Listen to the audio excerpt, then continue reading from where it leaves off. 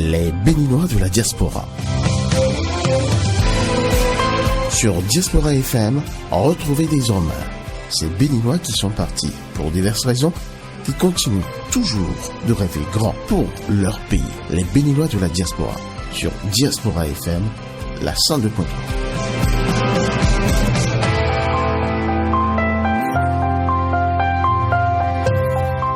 Bonjour à chacun et à tous et merci de nous rejoindre fort sur votre émission Les Béninois de la diaspora. Le numéro d'aujourd'hui est bien sûr a le bonheur de recevoir un frère béninois qui est parti au Sénégal depuis quelques années. Nous allons lui laisser le soin de se présenter. Bonjour. Bonjour monsieur le journaliste. Bienvenue chez nous. Merci. Merci d'être venu jusqu'à Glo. Nous sommes dans un cadre paradisiaque. Voilà, paradisiaque, merci, notamment pour vous recevoir. Déjà, présentez-vous à nos auditeurs. Merci et bonjour à nos amis auditeurs, à tous les frères et sœurs du Bénin. Je suis le frère Sodinou Vincent Dossou, je suis béninois. Je suis né dans la commune d'Apro-Misrété. En plus. Dans le département de l'Ouémé, où j'ai grandi, j'ai fait tout mon cursus scolaire et universitaire au Bénin. Et depuis 2001, je suis médecin de formation, docteur en médecine. Ah, d'accord. J'ai fait par la suite une spécialisation en santé publique, mais également dans le domaine de la vaccination, de la lutte contre les maladies. Et j'ai servi dans ce pays en tant qu'agent permanent de l'État de 2002 jusqu'à 2013 et depuis 2014 je suis fonctionnaire international à l'Organisation mondiale de la santé. Super. Où je contribue à la prévention et à la réponse aux urgences sanitaires. Donc c'est un plaisir pour moi de me retrouver au pays où je viens de temps en temps et d'être avec vous ce jour pour discuter de certains points particulier. Et c'est avec plaisir que les Béninois, notamment vos frères qui sont restés au pays, eh bien vous écoutent et vont mieux vous découvrir. L'autre particularité, c'est quand même que vous êtes pas seulement médecin, vous êtes aussi écrivain. Effectivement. À vos heures perdues, on va dire. Ou à vos heures, comment dirais-je, personnelles, celles que vous ne vendez pas à l'Organisation mondiale de la santé. Effectivement, il faut dire que depuis ma jeunesse, depuis que j'étudiais, j'avais un plaisir particulier à écrire et a produit de très bons textes. Et j'ai conservé cette passion de l'écriture. Ce qui a fait que, en 2019, j'ai publié mon premier roman, dont le titre était Maoubé, la voix de Dieu. Un roman qui parlait de l'histoire d'une fille reniée par son papa avant sa naissance. Et il y a quelques mois, j'ai récidivé en publiant un second roman. Non, laissez-moi donner le titre de ce livre, L'infidèle et les cocus. Oui. Waouh, c'est fort, hein? Oui, je dirais même c'est osé. C'est fort, c'est osé, mais c'est une réalité quotidienne. D'ailleurs, dans ce roman, l'infidèle va dire que rencontrer les cocus est un fait ordinaire. Aïe. Donc, c'est de vous dire que c'est un fait de société qui est difficile. Nous ne sommes que des cocus, alors. Qui est réel, je ne le dis pas. qui est réel. Et dont on a parfois honte de parler, un fait sur lequel la société n'aime pas trop parler. Pourtant, c'est un fléau qui gangrène la société de plus en plus, qui perturbe l'équilibre des foyers, qui perturbe le bien-être des épouses et sur lequel il faut oser en parler parce que en lisant ce roman, chaque membre d'un foyer, chaque personne engagée dans une relation amoureuse devra voir quelques pièges à éviter et aussi quelques bons comportements qui pourraient aider à stabiliser la vie conjugale et à obtenir le bonheur dont nous rêvons tous en nous engageant dans une relation. Alors, docteur Dossou, qu'est-ce que vous dépeignez dans ce roman? C'est un roman? C'est un livre? C'est un roman poignant. C'est parcouru déjà rapidement. J'ai vu que c'est un récit quand même, c'est une histoire. C'est une histoire poignante qui raconte l'histoire d'un coureur de jupement que nous avons dénommé l'infidèle. Et c'est un amateur effréné des tendrons qui a l'art de séduire et qui un jour rencontre une belle femme du prénom de Adèle dont il tombe amoureux et à qui il fait ses avances. Il se fait que cette femme dans son foyer vit des situations difficiles qui ont fragilisé ses défenses. Aïe. Face à ce beau parleur, à ce séducteur. Elle s'est laissée séduire. Elle s'est laissée séduire. Et les deux vont s'engager donc dans une relation amoureuse profonde que le mari d'Adèle va finir par découvrir. Et il va alors tenter de se venger et s'entourer d'autres cocus, se plaindre à l'ami de l'infidèle qui est dans ce livre appelé Le Juste. Et de là, toute une série de dialogues, de discussions à visage découvert vont s'engager.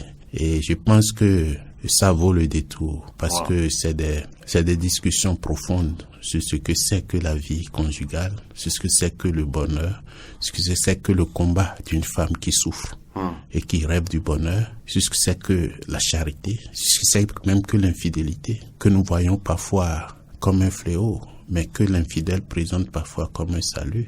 Et donc je pense que c'est un roman, une histoire qu'il faut lire et découvrir et en tirer les leçons qu'il faut pour sa propre gouverne et pour l'équilibre de nos foyers.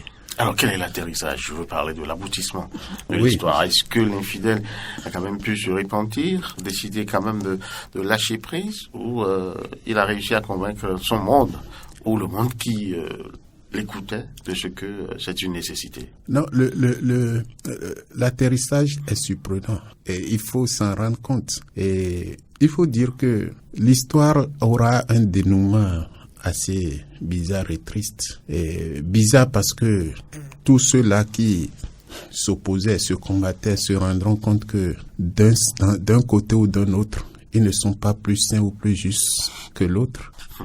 Et triste parce que la femme va subir des représailles au niveau familial alors que l'homme, lui, personne ne le punit, personne ne lui en veut finalement. Et c'est de là que ce récit transparaît finalement comme un hymne à la femme, puisque c'est un récit qui célèbre la femme dans ses souffrances, dans ses combats pour le bonheur, qui célèbre la femme dans ses combats, non seulement pour le bonheur, mais aussi pour sa dignité. Et son affirmation sociale. Et son affirmation sociale. Et les cocus qui voulaient se venger vont finalement se rendre compte que même en leur sein, ils sont pas sains. Il y a des problèmes. Il y a des problèmes. Et donc c'est une fin surprenante que j'aimerais laisser le lecteur découvrir.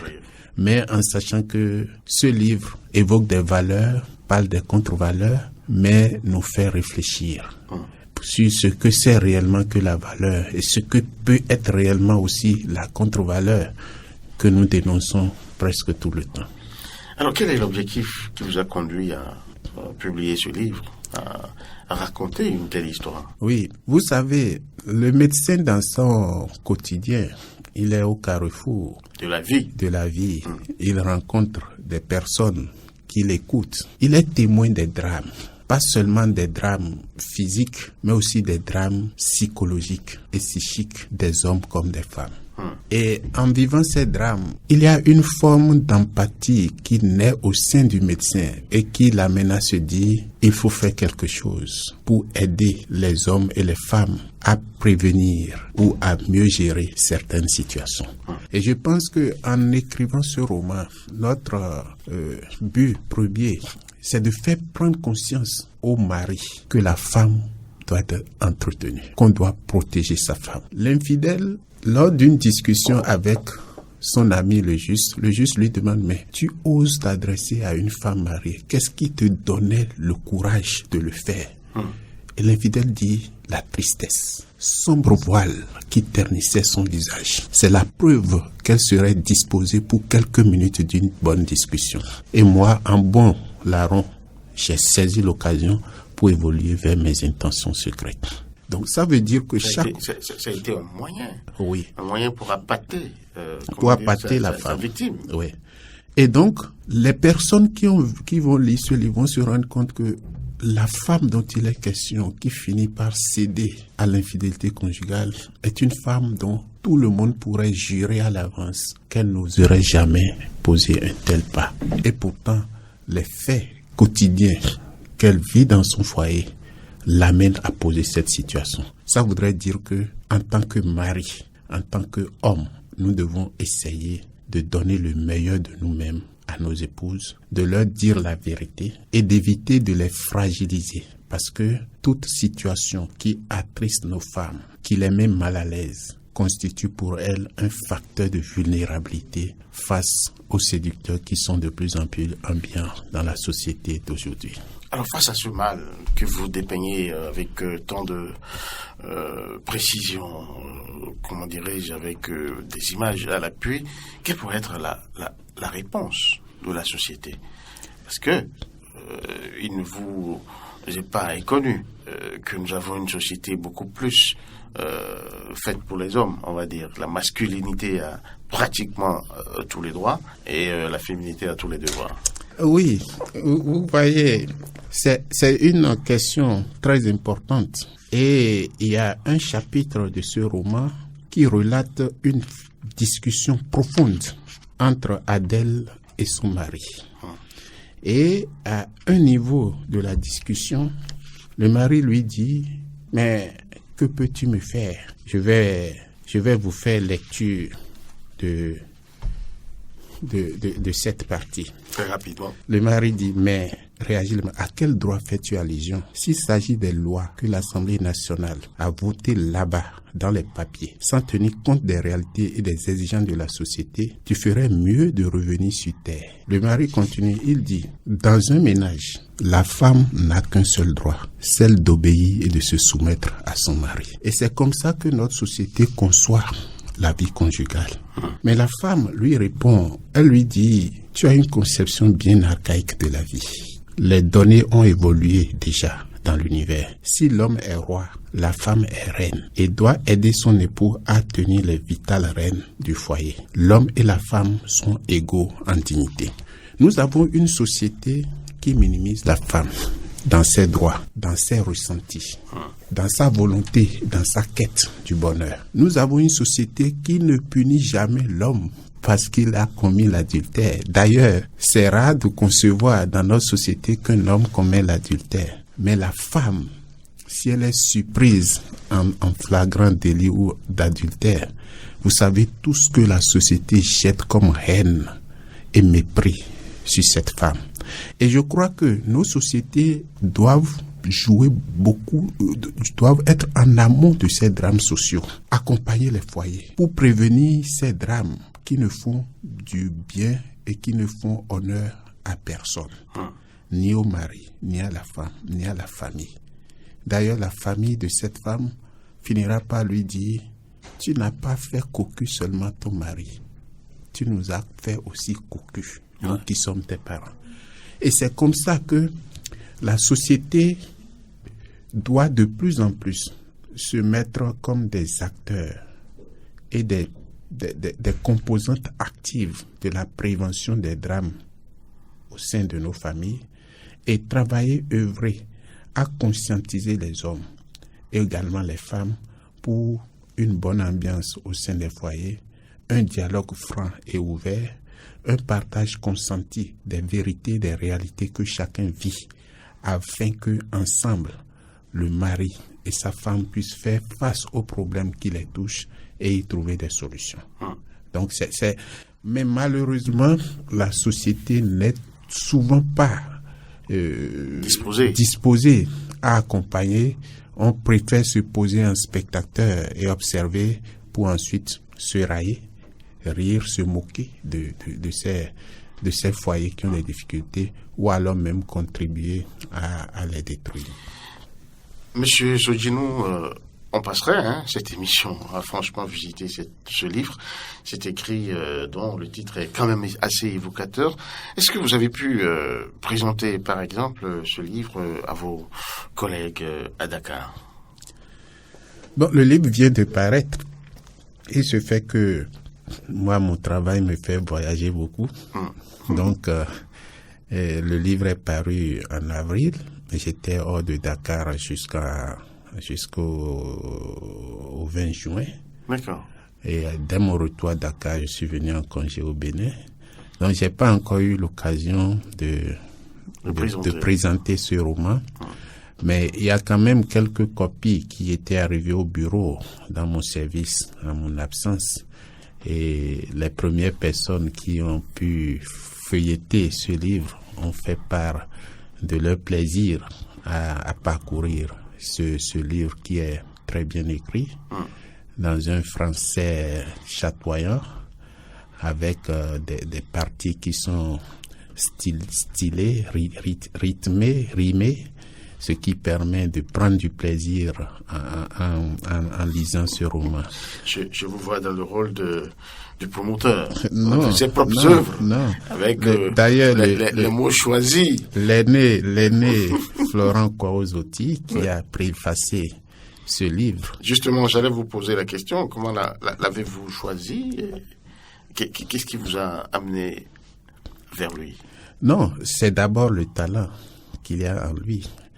Et l'aura et la reconnaissance internationale, non seulement nationale, mais internationale, qui entoure sa capacité d'écrire et ses talents littéraires, les nombreux prix qu'il a déjà engrangés dans le domaine de la littérature. Donc, nous avons voulu qu'il porte ce livre, qu'il le préface, et je dois lui rendre témoignage pour sa disponibilité et vraiment son accompagnement dans le cursus, le processus de publication de ce roman. Et donc je disais qu'il a dit que dans ce livre, il y a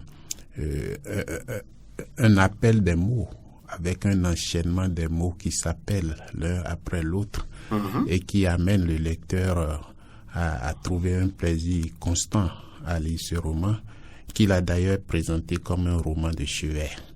Parce qu'en réalité, chaque couple devrait avoir ce roman. Et en discuter autour. Et les hommes ne vont pas aimer, mais c'est la vérité. Il faut que ce livre... Est-ce que vous ne vous associez pas à nos bourreaux? Non, notre objectif, c'est que... D'ailleurs, dans ce roman, il y a le juste qui, lui, dans son aspect de croyant en Dieu, de saint, il dit non, mais un mariage, c'est le partage consenti des joies et des peines. Et l'infidèle va lui dire non, la vie conjugale, c'est aussi des vies justes à poser. Et cette phrase est importante, des vies justes à poser. Il dit chacun évolue dans son monde. Et où est la communauté de vie alors? Voilà. Et c'est cette communauté de vie que nous, on veut promouvoir. Parce qu'effectivement, en lisant ce roman, vous verrez que aussi bien Adèle que son mari, ils se partageaient pas les réalités de leur vie quotidienne. Ah, mais ça, c'est pas bien. Eh oui.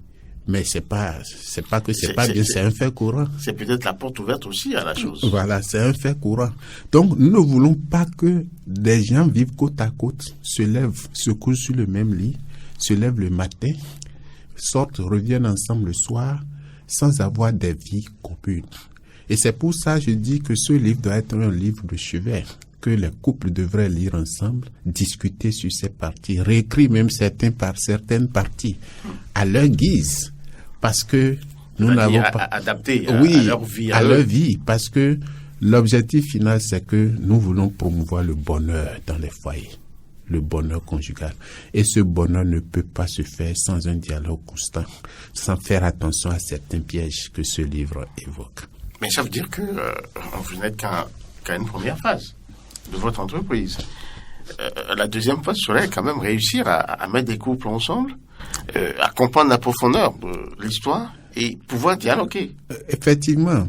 Et ça, on va y arriver. Je sais que il n'y a personne qui ne cherche le bonheur. Nous tous, dans un foyer, chacun veut être heureux. Et vouloir être heureux demande aussi des sacrifices. Et le premier des sacrifices, c'est d'être ouvert. On ne peut pas chercher que le soleil vienne vous réchauffer en gardant les portes fermées. Il faut ouvrir les portes de nos vies à nos conjoints, ouvrir les fenêtres de nos vies à nos conjoints, pour qu'ils puissent voir dans nos vies. Nous puissions aussi voir dans leur vie et les aider à s'améliorer. Nos parents disent, on ne se voit pas danser. Tu ne peux pas t'apprécier toi-même.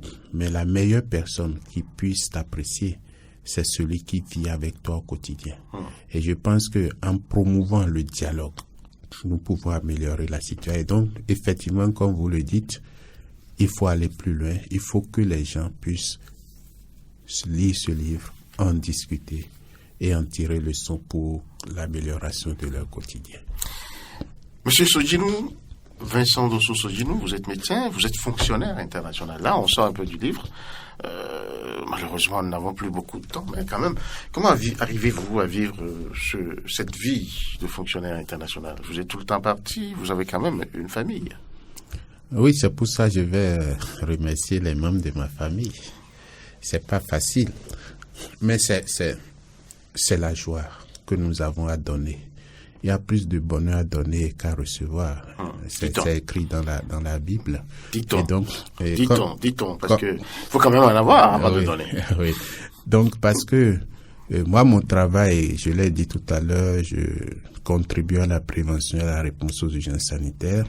Donc, je suis sur les théâtres d'épidémie et sur les théâtres de guerre. Je reviens de Tigré, en Éthiopie, où il y avait où ça tire dans tous les sens. La guerre, où j'ai fait près d'un mois là-bas pour aider ceux qui sont là-bas à se protéger contre les maladies, à rester en santé. J'étais aussi récemment à Cabo Delgado, en Mozambique, là également où il y a des problèmes sur le plan humanitaire. Je ne veux pas utiliser certains mots. Donc, mais il faut dire que servir le prochain, ça apporte une certaine joie, mais ça donne aussi de l'absence à ma famille, à mes enfants.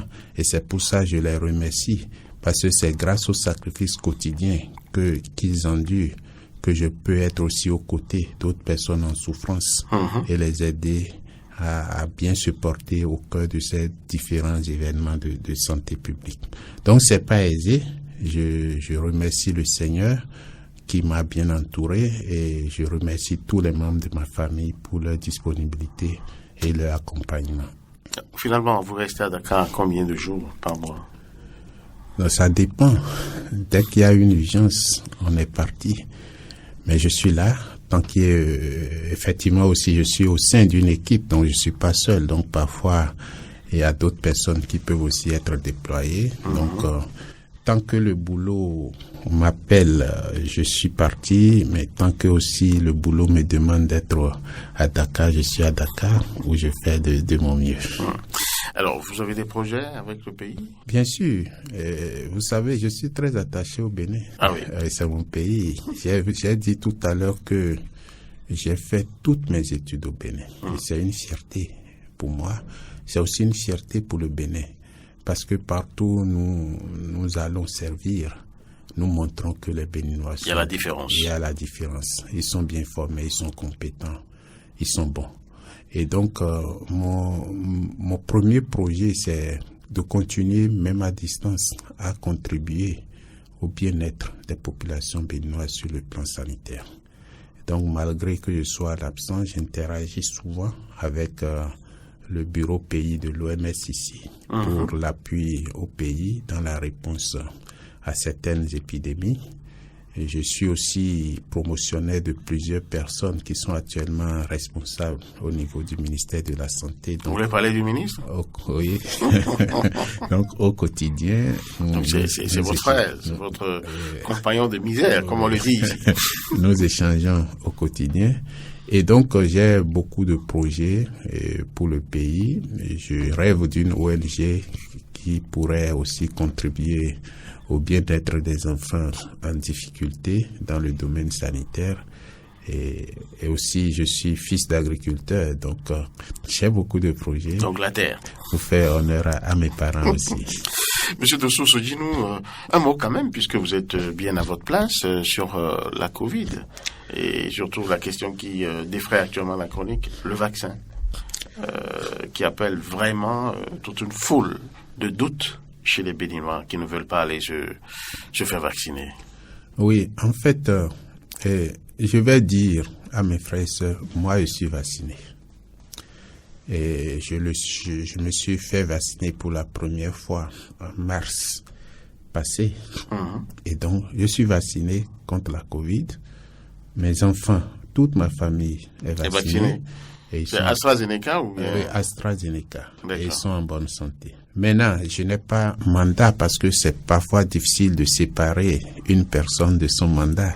Je travaille dans une institution qui ne m'a pas donné mandat de façon particulière pour parler de Covid aujourd'hui. Donc, tout ce que je peux dire, moi je suis vacciné, toute ma famille est vaccinée, ils sont en bonne santé et ils sont protégés. Et donc, en tant que frère du pays, je vais demander aux uns et aux autres d'aller se faire vacciner. Alors, il faut peut-être le dire dans votre langue.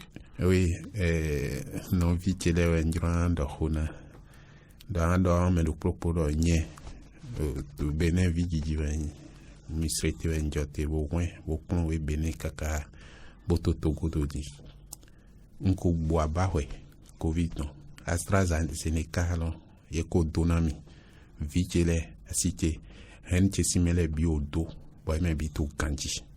Donc, il y a un ambiance de mende, il y a le propos ni fond, boy boabahwe non, n'a donon dagbi. En tout cas, il y a beau. Bon, de ma wami, vigile, henche simele yebo, boy to kanji, bouma deme. Merci beaucoup, docteur Sodinou Vincent Dossou. Comme ça dit, je crois que la cible est bien atteinte du message. Et je crois que ils comprendront l'essentiel ou la nécessité d'aller se faire vacciner. Si on vous demandait de clôturer, puisque nous sommes totalement à la fin de cette émission. Non, je voudrais d'abord remercier votre radio et Diaspora FM pour la promotion que vous faites à nous les frères et les sœurs de la diaspora. Ça fait honneur de savoir qu'il y a une radio qui a créé un créneau pour faire connaître les frères et sœurs de la diaspora. Donc je voudrais vous remercier le promoteur de cette radio. Ensuite, dire aux frères et aux sœurs de notre pays que le bonheur ne se trouve pas. On cultive le bonheur, on se bat pour le bonheur. Et donc, à travers ce roman, notre souhait, c'est que, en lisant ce roman, chacun puisse prendre conscience et travailler au sein de son foyer à ce que le bonheur soit réel. Merci. Merci à vous. Merci vraiment d'être venu à nous. Vincent Dossou Sodinou, je rappelle, vous êtes médecin. Vous êtes également fonctionnaire international de l'OMS, l'Organisation mondiale de la santé, qui vous amène sur beaucoup de théâtres. Vous nous avez parlé, par exemple, de votre passage récent au Tigré, pour aider quand même tous ceux qui sont là-bas à mieux se porter au cours de cette guerre. D'autres théâtres aussi vous ont reçu. Et là, vous êtes aussi écrivain. Vous êtes venu nous parler de votre livre, L'infidèle et les cocus, que je recommande aux gens de lire. En tout cas, tous les couples devraient se le procurer. Merci vraiment d'avoir été avec nous. C'est le Béninois de la diaspora que nous avons découvert aujourd'hui. À la prochaine, chers amis auditeurs, pour un autre, encore dans notre fauteuil, avec plus d'intérêt. Merci d'avoir été là. Les Béninois de la diaspora. Sur Diaspora FM, retrouvez des hommes. Ces Béninois qui sont partis pour diverses raisons, qui continuent toujours de rêver grand pour leur pays. Les Béninois de la diaspora. Sur Diaspora FM, la 102.3.